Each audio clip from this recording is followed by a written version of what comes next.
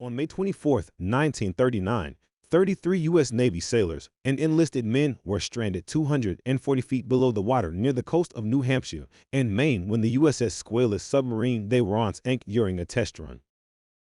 With only hours of oxygen left, a team of elite diving rescuers rushed to the Portsmouth Naval Shipyard to attempt the most complex and ambitious submarine rescue in history.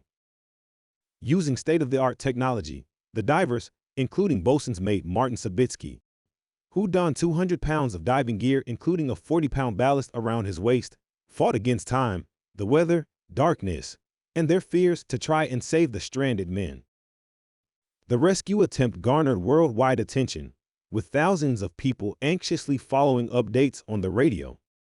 Unfortunately, rescuers had never succeeded in retrieving any survivors from depths below 20 feet, and hundreds of men had been lost in submarine accidents between 1910 and 1939.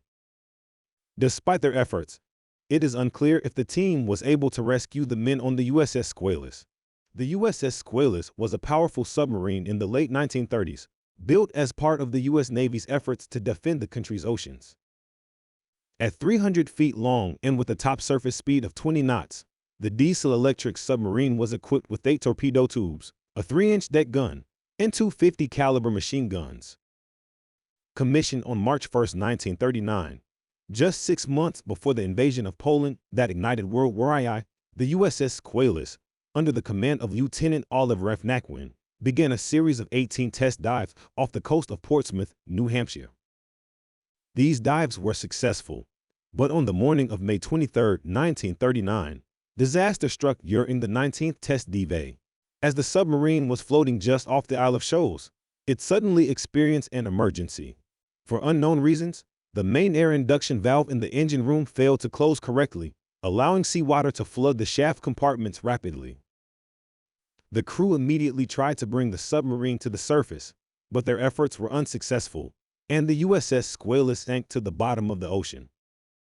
When the USS Squalus began to sink, the crew tried to close the faulty induction valve and pump oxygen into the ballast tanks in an attempt to lift the submarine back to the surface.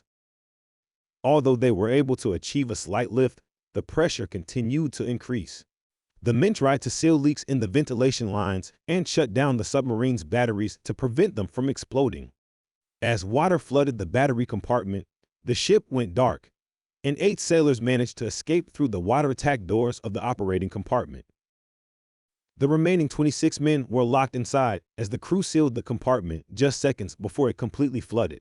The USS Squalus came to rest on the ocean floor 240 feet below the surface, with limited oxygen and the crew of 26 stranded inside.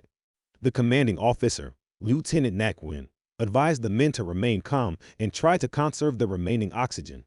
Lieutenant Commander Mommsen devoted his military career to saving the lives of other sailors, and was already famous for developing the Mommsen lung, an emergency underwater breathing device that was being used by the crew of the USS Squalus.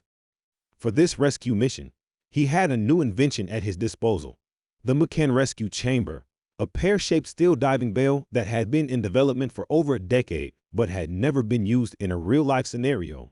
Mommsen and his team of elite divers arrived at the scene aboard the rescue vessel USS Falcon, but were delayed by a storm. As news of the rescue attempt spread around the world, thousands of people followed updates on the radio, anxious for any news on the fate of the crew of the USS Squalus. When the skies cleared and the sun came out just before 10 a.m., the members of the experimental diving unit, led by rescue expert John Mihailovsky, began the perilous task of attempting to rescue the stranded submariners. The operation to rescue the crew of the USS Squalus was a tremendous success, and several members of the experimental diving unit were recognized for their bravery and heroism.